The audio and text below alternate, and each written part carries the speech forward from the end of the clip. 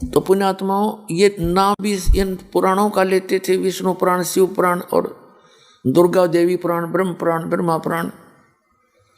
तो हम ये सोचा करते, जब ये सदग्रंथों में से ही बता रहे हैं तो सारी सच्ची होंगी, पर इनकी थी सारी झूठी।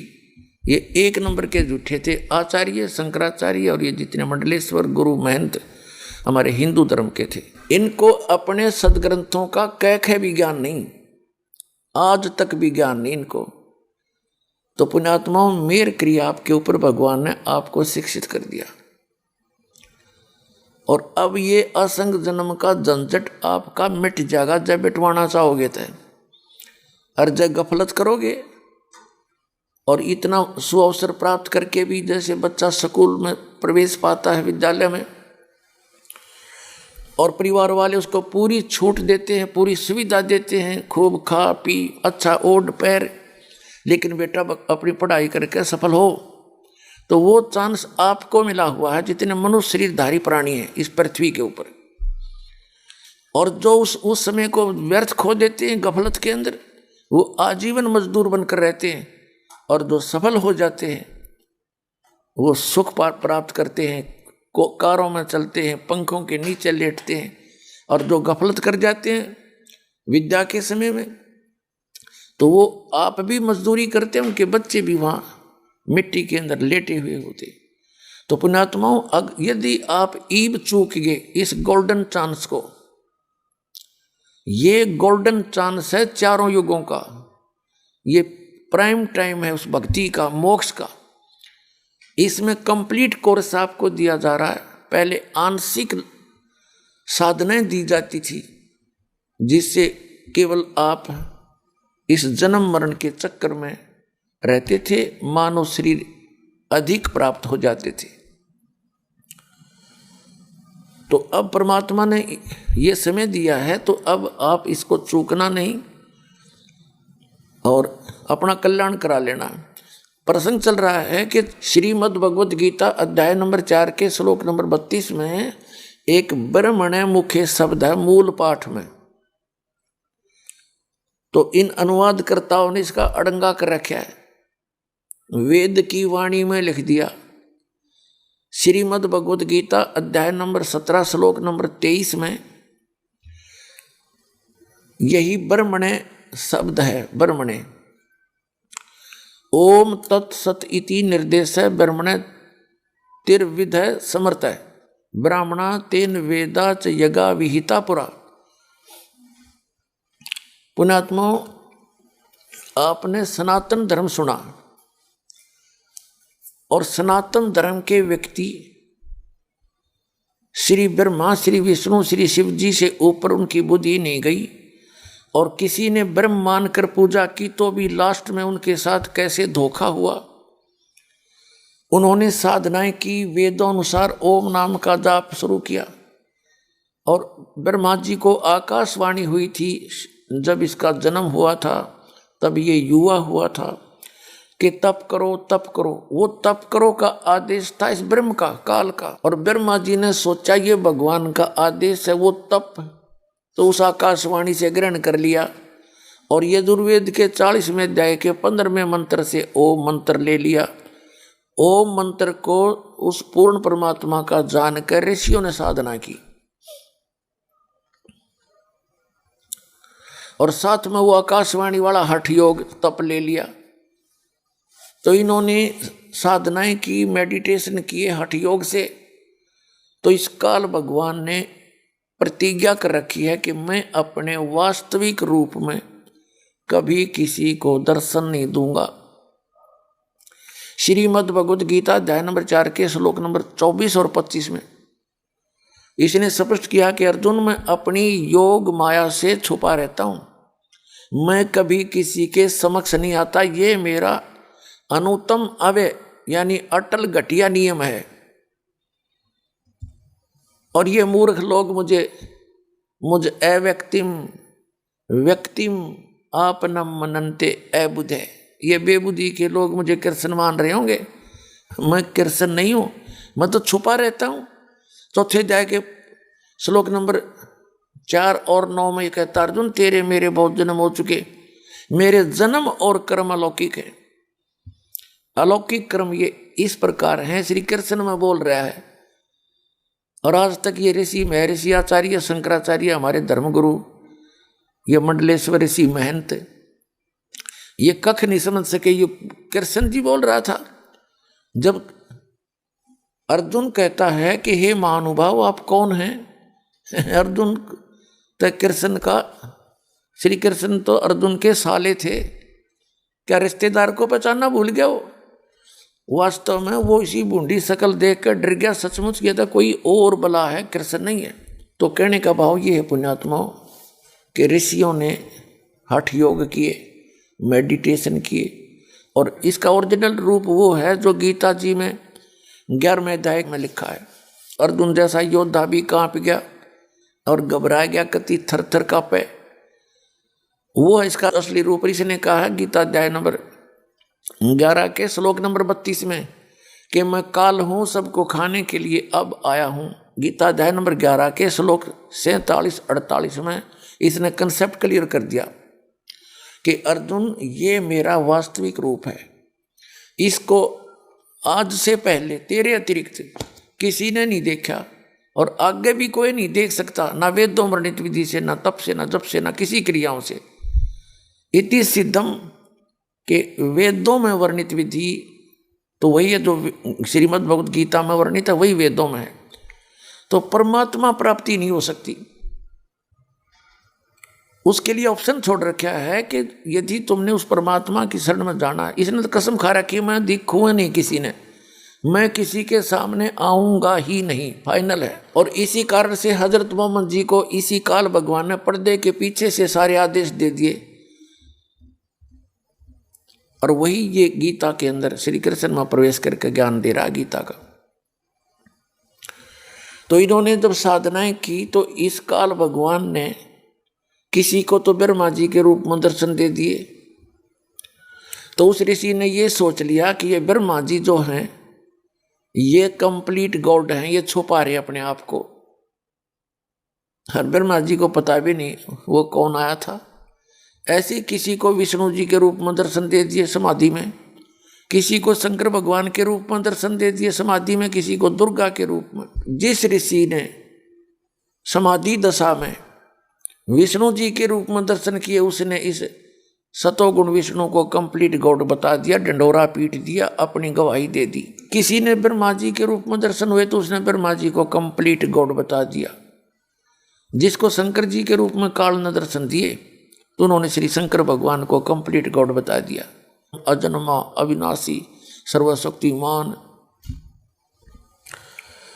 और जिसको देवी के रूप में दर्शन दे गया उसने देवी की महिमा गानी शुरू करती। तो ये भूल भुलैया न्यों पड़ रही थी।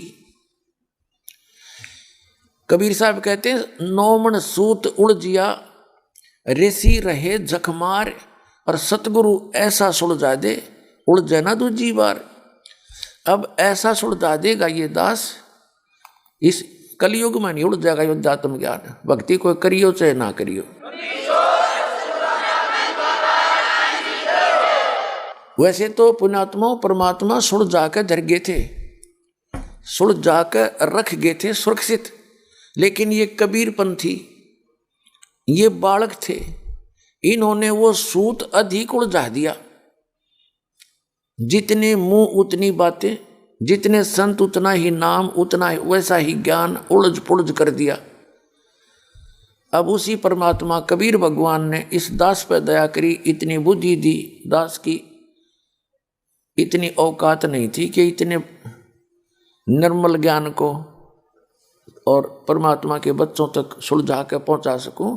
ये कबीर परमात्मा की दया से सारा कुछ हो रहा है। तो पुण्यात्मा जो प्रसंग चल रहा था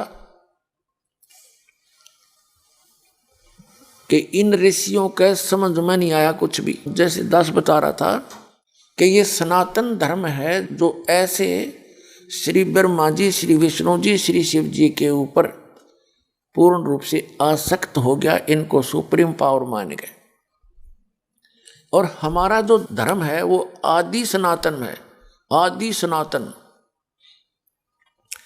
जैसे श्रीमद् भगवद गीता अध्याय नंबर 17 के श्लोक नंबर 23 में कहा है कि ओम तत् सत इति निर्देश है ब्रह्मण त्रिविध समर्थ है ब्राह्मण तेन वेदा च यज्ञ विहिता पुरा।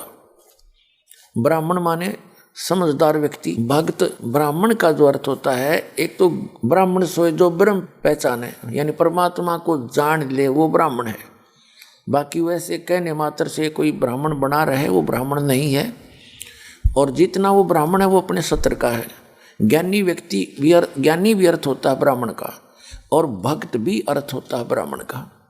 तो पहले समय में भक्त, विद्वान भक्त इसी साधना से यज्ञ धार्मिक अनुष्ठान ऐसे करते थे, इन 3 मंत्रों का जाप करते थे। क्योंकि शुरुआत जब आई,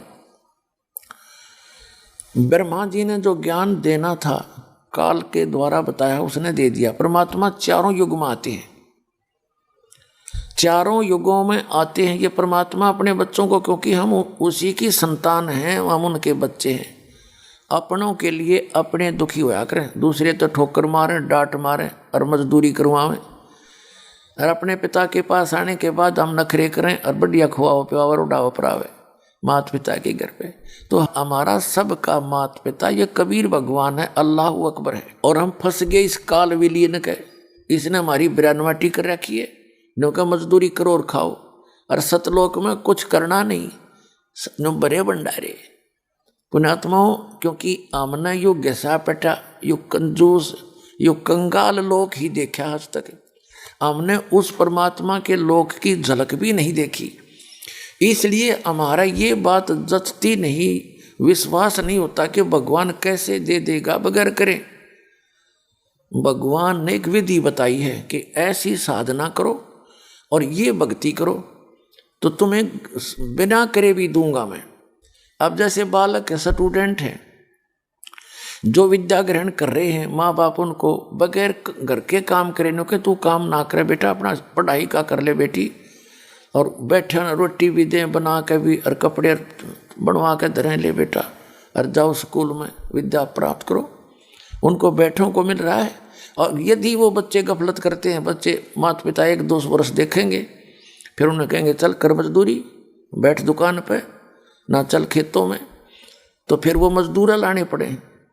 इसी प्रकार यदि हम सत साधना करेंगे इस परम पिता के बताए अनुसार, आपके घरों में इतनी बरकत कर देगा, सत्कर मान लियो, आपका समझ में नहीं आओगी हो कैसे रहा है। ऐसे तो बहुत उदाहरण है। दास के साथ तो पर्पल पे घटना घटी थी, तभी दास ने इसके डंडोरा पीटा, गवाही दी, कबीर इस गोडना। कबीर साहब को भगवान कहना, अपने मजाक करवाना, और सुना नहीं कोई सपने में भी है कबीर साहब ने भगवान, बताओ सुन जो बात इसकी। और लेकिन ये भगवान था और है और सदा रहेगा। तो दास के साथ बीती ऐसी ऐसी घटनाएं।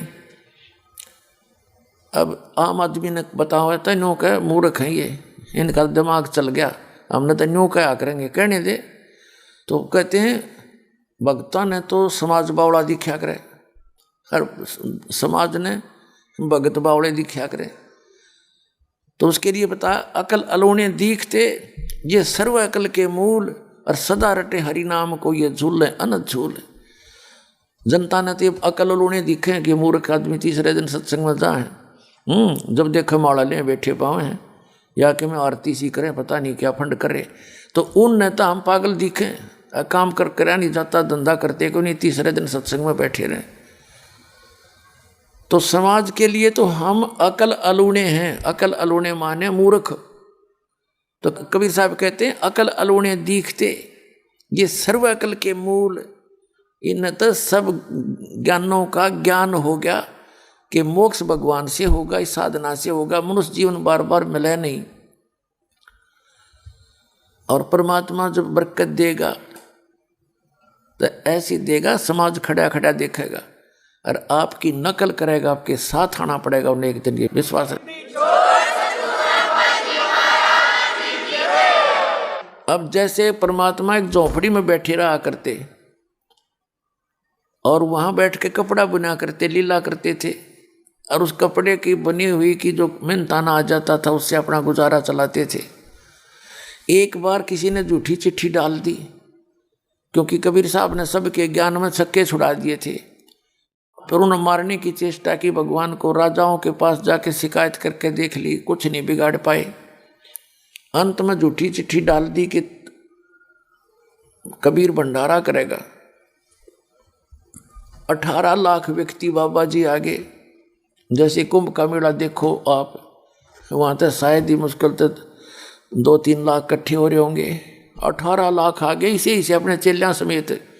उस चिट्ठी में ये भी लिख दिया था कि एक दौर मिलेगी, दौर यानी कंबल समझ लो बहुत बढ़िया वाला, दोहर होती थी, वो डबल होती थी और बहुत अच्छे कपड़े की बनी हुई होती थी, सर्दियों में काम आता था। वो कंबल टाइप होता था, वो कॉटन का ही।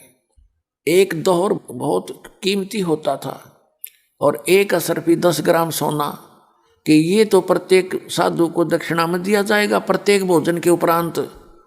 सुबह भी, दोपहर ने भी, शाम ने चाहे कितनी बार खाइयो, कोई काउंटिंग नहीं। और 3 दिन भंडारा, लाडू जलेबी का सब आहार मिलेगा। तो सभी मंडलेश्वर जितने भी थे पेट भर अपने चेला ने भी ले आए। अब सारे चेले रोटी खाएंगे, सब ने दौर मिलेगी, असरफी मिलेंगी और मैं अपना स्टॉक करूँगा। उनका गुरु जी ऐड, तो सब नाक लिया, काने को डुल्ले लंगड़े सारे लागे। 18 लाख इकट्ठे हो गए और घर में रोटी नहीं, सुबह का आटा नहीं। लोग लीला देख उस परम पिता की, हमें विश्वास दिलाना चाहते हैं। कहे कबीर सुनो भी साधो, मैं तो हूँ विश्वास में। यदि मेरे पर विश्वास करोगे कि कबीर इज गॉड और मेरी मर्यादा में रहना, देखना तुम्हारे ऐसे ठाठ कर दूंगा। 18 लाख व्यक्ति आकर बैठ गए। कभी परमात्मा बैठे झोंपड़ी में। उधर से जब पता चला रविदास जी के माध्यम से, पता तो उनको था ही, उसी समय सतलोक गए बंदी छोड़, दूसरा रूप बना के एक रूप में बैठे झोंपड़ी में। और वहाँ टेलीफोन कर दिया था यहीं से कि 9 लाख बैल तैयार करो। वो भगत ही बैल बनाए मालिक ने, उनके ऊपर सारा डाल करके बना बनाया पका पकाया। वहाँ तो आल सदा भरे रहते हैं भंडारे। वो ऐसा स्थान है, वो ऐसा आहार है, वहाँ का मटेरियल कभी खराब नहीं होता। और जाते ही लाए भर के 2 सेकंड में पृथ्वी लोक पे हमें जय जयकार होती हुई और ला दिए भंडारे। 3 दिन कंटिन्यूस, 3 दिन। और दिन में पता नहीं वो बेईमान से अच्छे खाते हो असरपियाँ के मारे, वह न्यारी कसर थी। तो बैठा न दे दिया 3 दिन। वो पूरे विश्व को दे सकता है, पूरे विश्व को। ये तो इतना समर्थ समझो उस परमात्मा ने। ये 21 ब्रह्मांड इस काल के और 7 संग ब्रह्मांड इस अक्षर पुरुष के। जैसे एक बहुत बड़ा धनी किसान जिसके 1000 मन बाजरा हो जा और उसमें तो वो 10 किलो बाजरा और या 1 किलो बाजरा, 2 किलो बाजरा एक कहीं एक क्षेत्र में डाल दे जहाँ चींटियों के बेल हों, तो उनने पूरे वर्ष बहुत है, पर्याप्त है वो। और उसका कुछ भी ना लग गया, उसकी एक मुट्ठी। तो वो समर्थ ऐसा स्थान है सतलोक, और वो ऐसा समर्थ भगवान है कबीर साहब। आपके लिए एक मुट्ठी छोड़ देगा ना सतलोक से, अरे हरा भरा हो जाएगा पूरा पृथ्वी, फलदार वृक्ष लग जाएंगे। सदा बाहर कर देगा इस पृथ्वी को। ये सच कर मान लेना, एक विश्वास करके देखो। और जो क्रिया दास बताता भगवान की बताई हुई, इसको करके देखो पूरा विश्व। जब पुनः सतयुग जैसा माहौल नहीं आ जाता, आवत गाई, क्योंकि सबने मानना पड़ेगा ये आदेश है भगवान का। फिर देखना कैसे समय पर वर्षा होया करेगी, कोई अकाल नहीं गिरेगा, पिता से पहले पुत्र की मृत्यु नहीं होगी और कोई बहन विधवा नहीं होगी, क्योंकि भगवान ये समर्थ है। ये एक्सटेंड कर सकता है, हर एक की आयु को एक्सटेंड कर सकता है।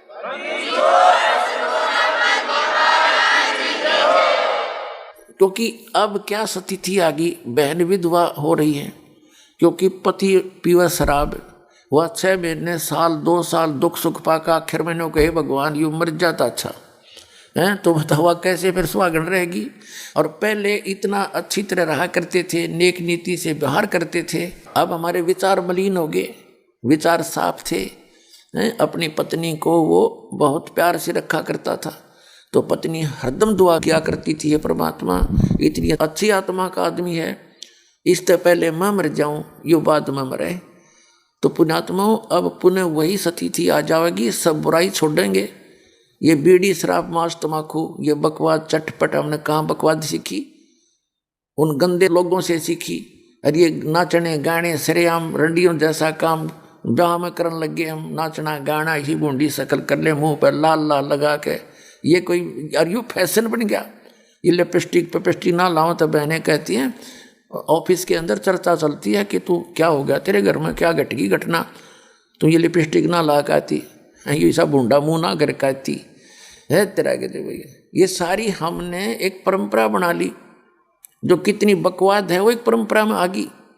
इसको खत्म करेंगे, बिल्कुल जड़ से मिटाएंगे, सीधे स्वभाव से रहेंगे। और हम विवाह शादियों में जो बेमतलब की अपनी समस्या पैदा करते कतई नहीं करेंगे, क्योंकि इससे हमारा एक दूसरे का संस्कार बढ़ता है। हमने संस्कार को खत्म करना है वहाँ जाने के लिए जहाँ सदा सुखी रहेंगे और वहाँ सदा कोई दुख नहीं, वहाँ वृद्ध अवस्था नहीं और वहाँ मृत्यु नहीं सतलोक में। तो क्या है कि ब्राह्मणा तेन वेदा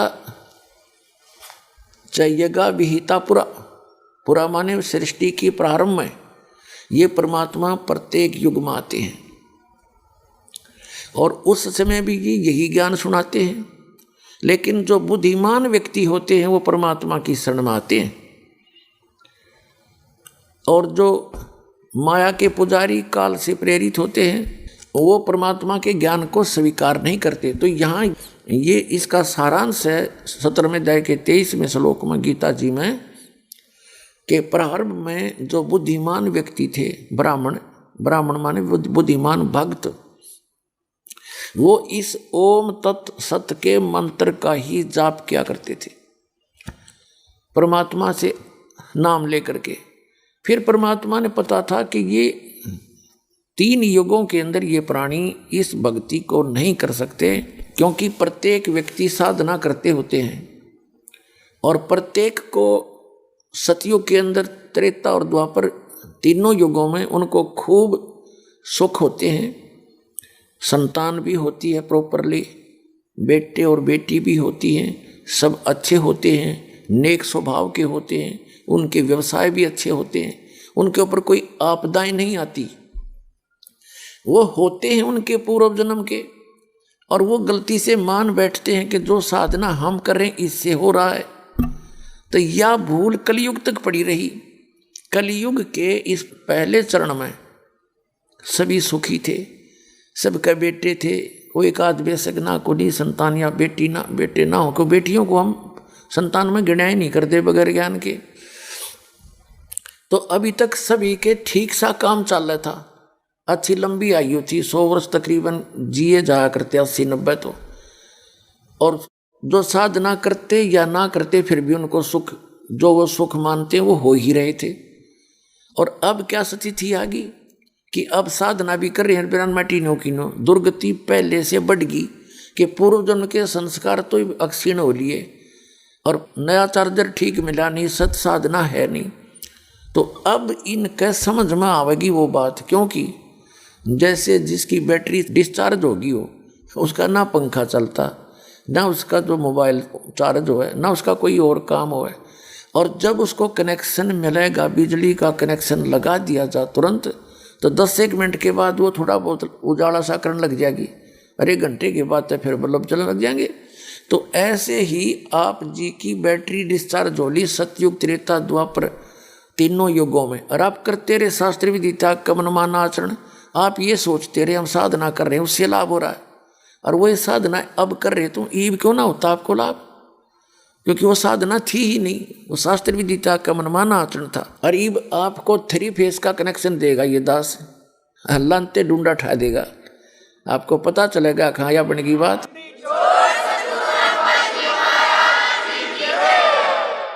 तो प्रसंग चल रहा था 4थे अध्याय के 32वें श्लोक में, क्या बताया है कि उस पूर्ण परमात्मा ने समर्थ सच्चिदानंद घन ब्रह्म, 17वें अध्याय के 23वें श्लोक में एक ब्रह्मण्य शब्द है। इन्हीं अनुवाद करता हूँ कि यहाँ बुद्धि सलप नहीं करी, इन्होंने सही अनुवाद कर दिया। ब्रह्मण्य माने सच्चिदानंद घन ब्रह्म, यानी गीता ज्ञान दाता से कोई और है समर्थ शक्ति, जिसके विषय में चौथे अध्याय के 34वें श्लोक में और जिसके विषय में 7वें अध्याय के 29वें श्लोक में कहा कि उस तत्ब्रह्म को जो जान लेता है, सारे आत्म ज्ञान से परिचित है और सभी कर्मों से परिचित है, वो व्यक्ति केवल जरा और मरण से मोक्ष पाने के लिए ही प्रयत्न साधना करता है, इस संसार की किसी वस्तु की डिमांड नहीं करता। अब अर्जुन ने 8वें अध्याय के प्रथम मंत्र में गीता जी में पूछा कि किम तत्ब्रह्म, किम अध्यात्म और किम कर्म पुरुषोत्तम। वो तत्ब्रह्म कौन है जिसके विषय में आप बता रहे हो, उसको जानने के बाद फिर आदमी यहाँ की कोई इच्छा नहीं चाहता, उस अध्यात्म ज्ञान से परिचित हो जाता है। उस अध्यात्म ज्ञान से परिचित होकर जो चौथे अध्याय के 34वें श्लोक में लिखा है कि तत्वदर्शी संत की खोज कर ले, वो तत्व ज्ञान बताओगा। और तत्व ज्ञान कौन सा होगा? जो चौथे अध्याय के 32वें श्लोक में बताया कि सच्चिदानंद घन ब्रह्म ने खुद अपने मुख आके बोला, वो ज्ञान है तत्व ज्ञान। और वो तत्व ज्ञान ना गीता जी में, ना वेदों में, ना कुरान में, ना पुराण में, ना बाइबल में, ना तोरा जबूर और अंजील में। वो तो ज्ञान इसे हटकर है, चारों युगों में दिया, वो नष्ट कर दिया गया बाद में, किसी का समझ में आया नहीं। अब कलयुग में फिर दया करी दाता ने, 600 वर्ष पहले आए थे, 120 वर्ष रह के गए परमात्मा। परमात्मा की पहचान बताते हुए कुरान शरीफ का एक वक्ता मुसलमान भाई बार बार कहता है कि परमात्मा की पहचान यदि करनी है तो सूरत इखलास 112 की आयत 1 से 4, उसमें 4 आयत हैं, उसमें ये प्रमाण है कि वो ना तो जन्म लेता है, वो जन्म नहीं लेता, वो इमोर्टल है, अविनाशी है। तो परमात्मा कबीर साहब है, उसके ऊपर खरी जाती है वो सारी उनकी डेफिनेशन, उनकी सारी पहचान कि वो सह शरीर आया था, उसका जन्म नहीं हुआ उनका, परमात्मा का। सह शरीर गए थे मगर स्थान तक, मगर स्थान है, पहले बस्ती जिला था, अब संत कबीर नगर जिला के अंदर एक छोटा सा कस्बा है, वहाँ बिजली खान नवाब थे, मगर रियासत के नवाब, वो भी कबीर साहब के शिष्य थे। और वीर देव सिंह बघेल काशी के राजा थे, नरेश थे, दोनों ही शिष्य थे। परमात्मा ने मगर के अंदर आकर शरीर छोड़ने का, अपना अंतिम प्रस्थान करने का फैसला कर लिया, क्योंकि ब्राह्मण लोगों ने मूर्ख बना रखा था समाज को कि जो मगर मरेगा वो गधा बनेगा और नरक में जाओगा। परमात्मा ये कहा करते कि ये झूठ बोल रहे हैं, ये आचार्य शंकराचार्य थारे मंडलेश्वर ब्रह्म, ये संत महंत, ये ब्राह्मण, क्योंकि सत भक्ति करने वाला व्यक्ति कहीं मरियो, वो अपनी जैसी भक्ति कर रहा है उसके आधार से वहाँ जाएगा, और खोटे कर्म करने आते काशी में मर जाइयो, गधा बनेगा। इसको प्रमाणित करने के लिए परमात्मा ने कहा था मैं मगर में शरीर छोड़ूंगा, और आ जाइयो पंडितों, अपना ले कर पोथी पतरा और हिसाब लगा लियो कहाँ गया हूँ मैं। तो सह शरीर गए थे परमात्मा, लाखों लोग देख रहे थे, दो राजा खड़े थे, सेना खड़ी थी, जनता खड़ी थी वहाँ पर, और परमात्मा का शरीर नहीं मिला था। ऊपर जाकर आवाज़ करी थी कि देखो मैं कहाँ जा रहा हूँ। जब देखा तो आकाश में परमात्मा जा रहे हैं सह शरीर। तो जो प्रसंग चल रहा है, सच्चिदानंद घन ब्रह्म ने जो अपने मुख कमल से बोला वो ज्ञान, वो तत्व ज्ञान है। चौथे अध्याय के 34वें श्लोक में कहा कि उस तत्व ज्ञान को तो तत्वदर्शी संतों से पूछ। तो वो ज्ञान ना वेदों में, ना पुराण में, ना कुरान में, ना बाइबल में, वो इस दास के पास है, वो गॉड गिवन है, इस दास के पास है। अपना आत्माओं कबीर सागर और कबीर जी की वाणी, ये है सच्चिदानंद घन ब्रह्म की वाणी। लेकिन जैसे एक बहुत बड़ा जंगल है, वन है, फॉरेस्ट है, उस फॉरेस्ट के अंदर सब बूटियां हैं, जड़ियां हैं, जड़ी हैं, औषधि हैं, फलदार वृक्ष भी हैं। तो जो वैद्य होता है वो जाकर के उस इतने बड़े फॉरेस्ट में से, जंगल से अपने मतलब की वो जो जिस रोग की औषधि बनानी है वो जड़ी चुन लावेगा, तोड़ के ले आओगा और कूट पीस के फांकी बना देगा, जड़ते रोग काट देगा। तो कबीर सागर ये फॉरेस्ट एक वन है, इसमें आम व्यक्ति नहीं पहचान सकता इसी जड़ी बूटियों को। इस दास को परमात्मा ने वो पारखू बनाया है, वो तत्वदर्शी संत बनाकर भेजा है। उस गॉड गिवन बुद्धि से दास ने वो जड़ी, वो संजीवन बूटी निकाल ली। इस कबीर सागर, कबीर परमेश्वर जी की उस फॉरेस्ट रूपी, उस जंगल रूपी अमृतवाणी से, और आपको दे दी। अब ऐसी जड़ी बना दी है कि पूरे विश्व का कल्याण हो सकता है, ये कभी खत्म नहीं होती। और फिर भी शेष रह जाएगी इस दास के पास, ऐसी प्रबल शक्ति है इस दाता की, उस कबीर भगवान की। तो प्रसंग चल रहा है कि परमात्मा ही आकर के अपने यथार्थ ज्ञान को, अपने द्वारा रची हुई सृष्टि को वही ठीक ठीक बताता है। अथर्ववेद कांड नंबर 4 अनुवाक नंबर 1 मंत्र 1 से लेकर 7 में 7 मंत्र हैं। सृष्टि रचना के कोड वर्डों में कंप्लीट है उसके अंदर। लेकिन गुरु और टीचर तो वही होता है जो कोड वर्डों को भी समझे और विद्यार्थियों को विश्लेषण करके बतावे। आज तक हमारे इन वेदों के पाठकों और वेदों के 3 चतुर्वेदियों को, 4 वेदों को जो कंठस्थ घोट के और सुनाते फिरते थे, त्रिवेदी 3 वेदों का को घोट लेते थे, दिव्यवेदी जो 2 वेदों को कंठस्थ याद कर लेते थे, उन ब्राह्मणों को दिव्यवेदी कहा करते थे, दिव्यवेदी। और उनको तो कख भी पता नहीं इनमें है क्या, वो तो लद्दे फिरे थे बे मतलब। जैसे परमात्मा ने कहा है कि पीठ मनुखा दाख लदी हैं, पीठ मनुखा दाख लदी हैं और कर रहा खात बबूल। ऊंट के कमर के ऊपर मनुखा दाख लाद रखी है एक व्यापारी ने, और अज्ञानता के कारण वो तो इतनी नॉर्मल चीज से कमर पर धरे बैठा है और स्वयं बबूल खा रहा है कि करके कांटा में मुंह फड़वा रहा है अपने। तो ये ब्राह्मण, ये त्रिवेदी चतुर्वेदी दिव्यवेदी यही से थे। कमर पर तो यानी 4 वेदों को कंठस्थ याद करें और करें तीर्थ व्रत और धामा पर जावें, पूज्य मूर्ति रामकृष्ण को भगवान बतावें। तो कहते हैं पीठ मनुखा दाख लदी है और यो कर रहा खावे बबूल। तो पुण्यात्मा दास ने वो बोरा पटक दिया मनुखा दाख का, और खाओ और छको आनंद लो। वो वास्तविक मंत्र भक्ति का आपको दे दिया।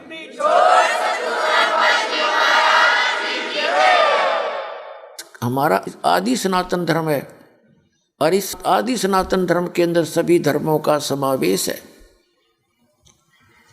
आदि सनातन पंथ हमारा, और जानत ना ही ये संसारा।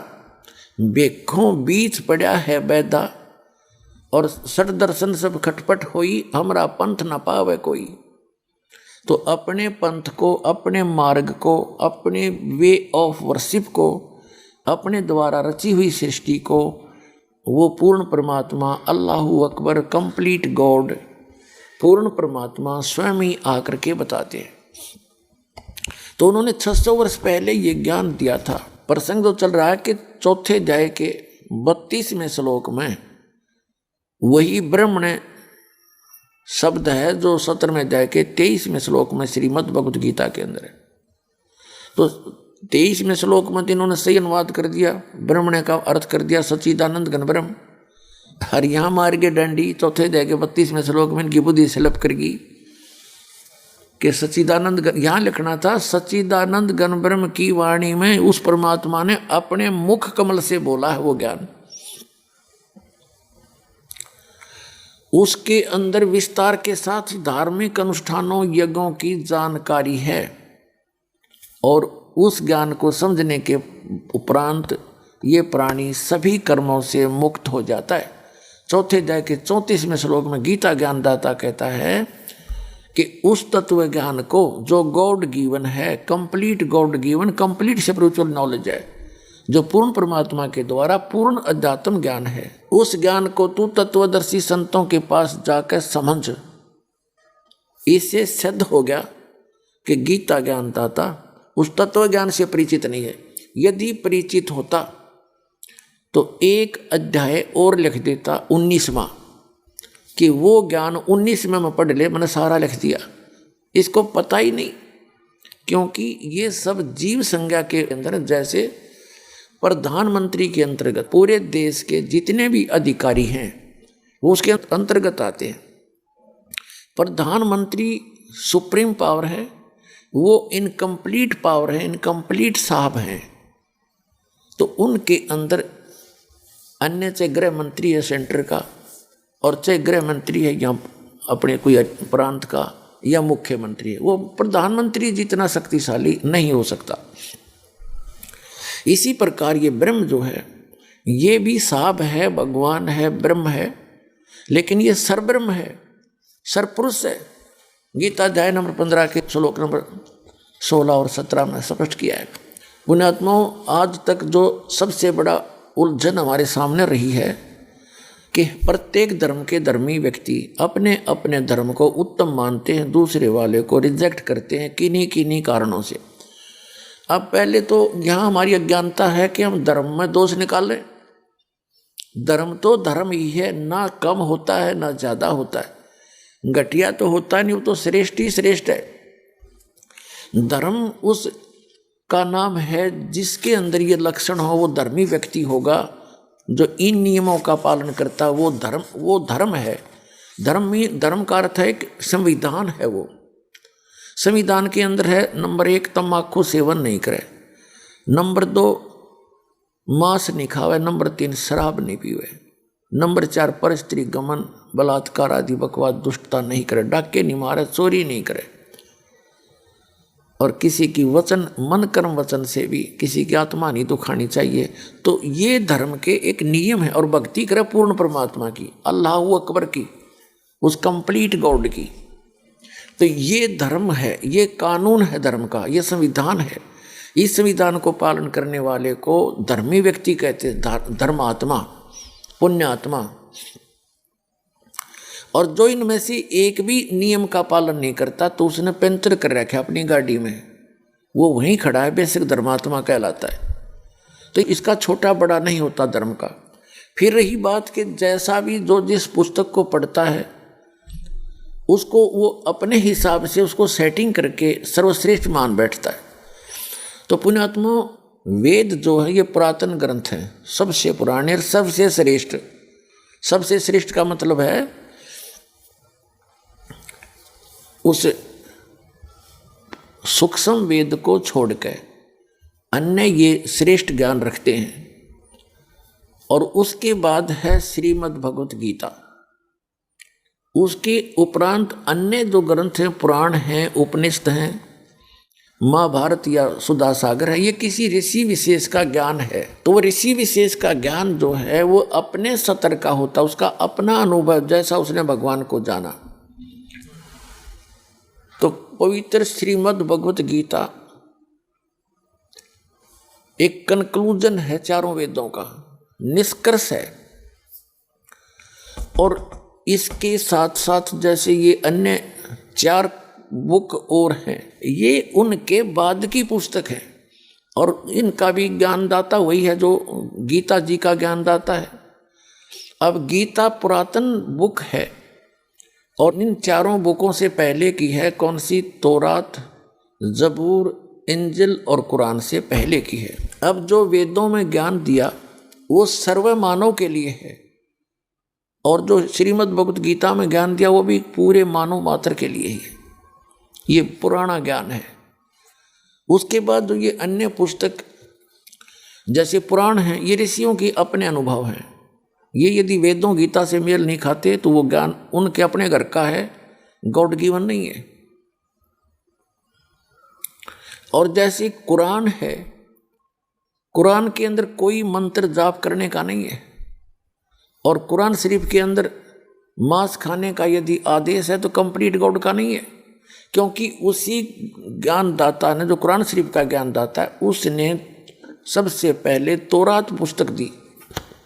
और तौरात के अंदर उसने लिख दिया कि सृष्टि रची उस अल्लाह अकबर ने,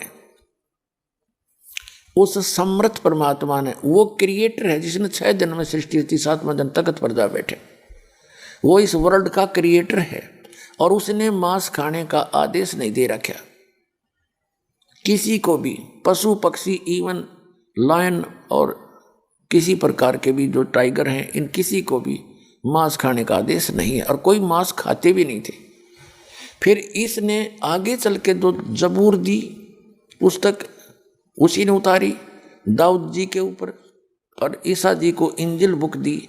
उसमें वो बार बार वर्णन करने की आवश्यकता नहीं समझी उसने, और उसने उस क्षेत्र में जहाँ ये लोग बसे हुए थे, क्योंकि ये काल है, इसने तो आपको यहाँ चाहे आप किसी तरह जीवित रखो, इसने खाने के लिए आपको पालना है। तो इसने आदेश दे दिया उसमें कि मांस खाओ, ऐसे पशुओं का खाओ, ऐसे का ना खाओ, सूअर मत खाओ, गाय खाओ, बकरे खाओ, फलाना खाओ। तो ये इस इनकम्प्लीट गॉड यानी इस डम्मी गॉड का आदेश है, जो कुरान शरीफ का ज्ञान दाता है। यही पवित्र कुरान शरीफ का ज्ञान दाता है, यही पवित्र इस श्रीमद् भगवद गीता का ज्ञान दाता है। अब उसने वहाँ उस समय प्रफुल्लित था भारत पूरा रूप से, पृथ्वी पर कोई ऐसी दिक्कत नहीं थी जिस क्षेत्र में गीता ज्ञान दिया गया। तो इसमें मांस खाने का बिल्कुल प्रावधान नहीं, और वहाँ इसने मांस खाने का प्रावधान कर दिया। और अन्य जो पुराण में मांस खाने का प्रावधान है तो किसी ऋषि का है, वो कंप्लीट गॉड का नहीं है। तो कंप्लीट गॉड ने जो ज्ञान दिया वो स्वयं आकर ही दिया। फिर जब देखा कि ने सब लोग जड़े कर दिए, तो वो परमात्मा कबीर है, अल्लाहु अकबर है, अल्लाह कबीर है, बड़ा भगवान कह लो, ये मुसलमान भाई उसको बड़ा भगवान कहते हैं। उसने भी वही ज्ञान दिया है जो वेदों और गीता में ज्ञान है। वेदों और गीता के ज्ञान से आगे परमात्मा का और अन्य भिन्न ज्ञान है जो वेदों और गीता में नहीं है। जैसे यजुर्वेद अध्याय नंबर 40 के मंत्र नंबर 15 में ओम नाम है। ओम कर्तु समर किलबे समर कर्तुम समर वायु अनिलम अथिदम भस्मांतम शरीरम। जब आपका शरीर शांत होएगा, भस्म होगा, समाप्त होगा, खत्म होगा, तब तक इस ओम नाम का जाप करते रहो। इससे जो मिलने वाला अमृतव है, परम गति है, आपकी हो जाएगी। अब फिर यजुर्वेद अध्याय नंबर 40 के मंत्र नंबर 17 में स्पष्ट किया है, वेद ज्ञानदाता कहता है वो परमात्मा तो प्रोक्ष है, वो पूर्ण परमात्मा तो, और मैं ब्रह्म हूँ, अहम खम ब्रह्म, मैं उस दिव्य आकाश रूपी ब्रह्म लोक में रहता हूँ, मैं ब्रह्म हूँ, मेरा ओम नाम है। और उस सच्चिदानंद घन ब्रह्म अर्थात पूर्ण परमात्मा के लिए यजुर्वेद अध्याय नंबर 40 के श्लोक मंत्र नंबर 10 में इसने ऑप्शन छोड़ दिया है, जैसे गीता अध्याय नंबर 4 के श्लोक नंबर 34 में कहा है कि उस परमात्मा के विषय में कोई संभवात यानी जन्म लेकर अवतार धारण करने वाला श्री राम और कृष्ण के रूप में मानता है, कोई असंभवात उसको अजन्मा कहता है। इसकी यथार्थ जानकारी तत्वदर्शी धीरा नाम बताएंगे, तत्वदर्शी संत बताएंगे, उनसे पूछो। इनकी बुद्धि ने काम नहीं करा ऋषियों की ने कि तुम जहाँ डड़े ढो रहे हो उसमें ये भी तो लिखा है, कोई तत्वदर्शी संत से पूछो, तो वो ज्ञान इन वेदों में है ही नहीं। और परमात्मा ने बताना चाहा, मनु जी से मिले, मनु जी ने उनका वामदेव नाम रख लिया। वामदेव माने उल्टा ज्ञान प्रसार करने वाला, बता के कर ले इस काल के एजेंटों का। ये ईब दया हुई परमात्मा की, बच्चों आपके ऊपर सत्कर मान लियो, आपको स्वयं शिक्षित करना पड़ा। अगर आप पहले शिक्षित हो जाते तो पहले बेईमान हो जाते। शिक्षा हमें बेईमान बनाती है, घना चतुर बनाती है, और समाज में रहने के लिए घनी चतुरता नहीं, अपनी नेक नीति और सभ्यता की ज़्यादा आवश्यकता होती है। और इसने दोनों खत्म कर दी हमारी। छोटे छोटे बच्चे देखे कैसे वस्त्र पहन के चलेंगे और कैसे मांग मूंग पाड़ कर नू करते चले, ये कोई एक सभ्य समाज के रहने का और बसने का ढंग है। तो इसने बिगाड़ दिया अपने को। लेकिन परमात्मा को पता था इसने तो मैं संभाल लूँगा इस ज्ञान से, जो थोड़े बहुत ये बिगड़ेंगे तो इस ज्ञान से अपने आप सीधे हो जाएंगे। गलत ज्ञान से बच्चा बिगड़ जाता है, सही ज्ञान से सुधर जाता है। कब सपने में भी नहीं याद आऊँगी बकवाद इसका, कभी जब ये ज्ञान से रंगा जाएगा। तो इसलिए परमात्मा ने यह शिक्षा आपको देनी पड़ी। इसने बहुत घना बखेड़ा तक कर दिया हमारे जी ने, कितना समाज बिगड़ दिया, कितना देख लो लाज शर्म रही नहीं, छोटे बड़े गिरे ही नहीं, बकवाद चलती हैं। ये मोबाइल परमात्मा ने बनवाया आपके लिए, इंडिया टीवी आपके लिए बनवाए ताकि आप भक्ति करा करोगे। अब तो बकवाद कर रहे हो, फिर इनके अंदर केवल परमात्मा की चर्चा चला करेगी, नहीं तो ये टीवी फूट जाएंगे अपने आप ही, इनमें आग लगनी शुरू हो जाएगी।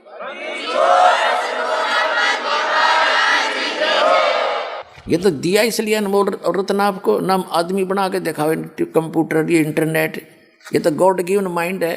और ये फूले पड़े साइंटिस्ट, याड़े ने गड्ढे थे साइंटिस्ट, 4 युग हो गए एक रेड में, एक रेड डंका नहीं बना सके, 4 6 खच्चर जोड़ कर एक रथ ने घसीटे हंडिया करते थे। कहाँ थे इनके पास वो? अब दास का जन्म हुआ किसान परिवार के अंदर। फसल को निकालने के लिए एक छड़ा लाया करते, छड़ा यानी एक झाड़ काट के, और उसने उस गेर के वो सारा फसल गेहूं की पकी हुई और उसको ऊपर बैलों कर उसने अंडाए जाते छड़े ने, और वो एक महीने में जाकर सूत में आता वो 100 मन गेहूँ मुश्किल थे। अरे 100 मन गेहूँ काट दें कट 1 घंटे के अंदर। तो ये गॉड गिवन आपके लिए दिया कि समय को आप भक्ति में लाइयो। जब ताशा खेलन पे लागे, राजनीति की बतलाओ है, टीवी पर आँख पाड़े बैठे रहे, फिल्म देखें सारा परिवार, फिर राम नाम की चर्चा सुना करोगे। आपने ये सुहावे नहीं किए बकवाद जो आजकल आपको बहुत अच्छी लग रही है, ये तो बालकों का खेल है। तो ये परमात्मा ने दिया ये ज्ञान आपको। वही मनुष्य पहले थे, वही मनुष्य आज हैं, इसलिए बनवाया कि आप मेरे को पहचान और पीछा छुड़वा लो। था आपके साथ बहुत बुंडी बन रही है, बहुत बुरी बनी हुई है, या कोई जीवन है? सारा दिन एक पेट के लिए धक्के खांदा है, 100 झूठ बोला है, फिर रिश्वत ले हुआ, कर्म फोड़ा अपने, आगे गधा बन के फिर लटकानता को मार के। तो यह दुर्गति आपने दूर दिखाई देगी सामने, जब आपकी मोतिया में हट जाएगा या काल की भांग उतर जाएगी। और भांग उतरेगी सत्संग से। आज तक सत्संग नहीं मिला आपको, सत्कर मान लियो पुण्यात्मा हो, आपको सत्संग नहीं मिला। ये बकवाद बताने वाले मिले हैं जिनको खुद ज्ञान नहीं, और आंशिक ज्ञान कहीं थोड़ा सा सुना दिया, बोली आत्मा है, परमात्मा की तरफ में भटक ही रहे हैं, तो वो उनके पीछे वालिए।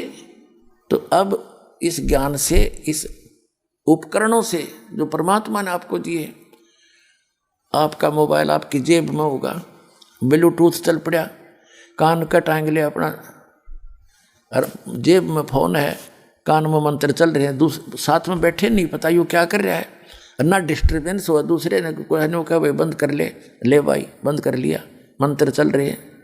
और चाहे सफ़र में चालो, चाहे किधर खेत का में जाओ, मजदूरी करो, दुकान पर बैठो, या कहीं भी अपना काम कर रहे हो, भक्ति करा करेंगे। कभी शब्द सुन रहे हैं, कभी परमात्मा की वाणी सुन रहे हैं, कभी सत्संग सुन रहे हैं, कभी सुबह दोपहर शाम की 3 समय की अपनी स्तुति कर रहे हैं। फिर मंत्र याद आ गया, भाई प्रथम मंत्र कर लें, भाई दूसरा भी कर लें। इतना बिजी शेड्यूल हो जाएगा, अपने बकवाद करने की फुर्सत नहीं मिलेगी, और बेड़ा पार हो जाएगा, सतलोक चले जाएंगे।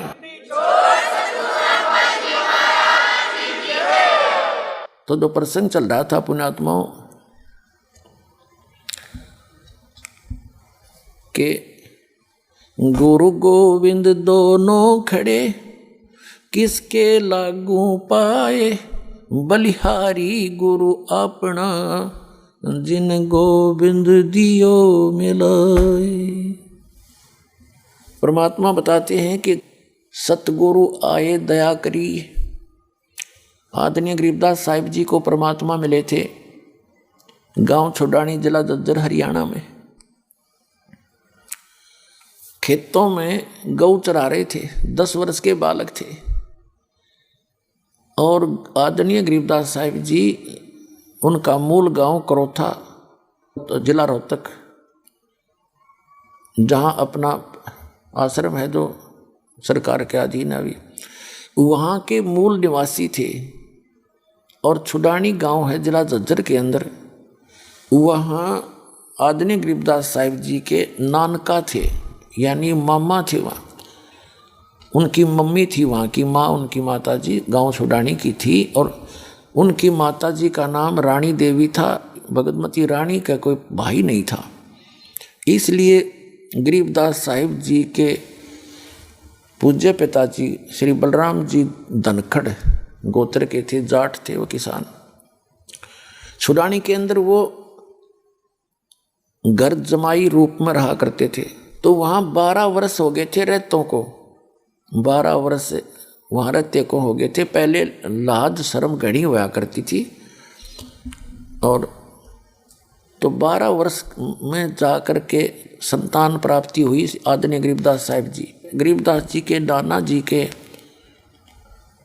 1400 एकड़ लगभग जमीन थी, 1400 एकड़ यानी 2500 बीघा, बड़ा बीघा होता था वो।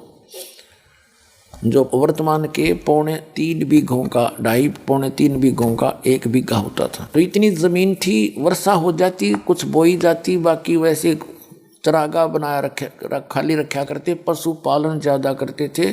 तो गरीबदास जी भी, क्योंकि पहले तो सब कोई स्कूल सकाल में जाते नहीं थे, विद्यालय में छोटे बच्चे ही अपने खेतों में काम लग जाते थे, मजदूर का मजदूरी करता, दुकानदार का दुकान पर बैठने लग जाता, किसान का अपने पशुओं के साथ खेतों में ले जाया करते। तो वो परमात्मा कहते हैं गोता मारूं स्वर्ग में, वो अल्लाह अकबर, वो पूर्ण परमात्मा कंप्लीट गॉड परम अक्षर ब्रह्म, गोता मारूं स्वर्ग में जा बैठूं पाताल। और गरीबदास जी को जो परमात्मा का ज्ञान हुआ, कहते हैं गरीबदास ढूंढता फिर वो अपने हीरे मोती लाल। आप वो हीरे मोती लाल हो, परमात्मा कैसे खोज कर लाए आपको?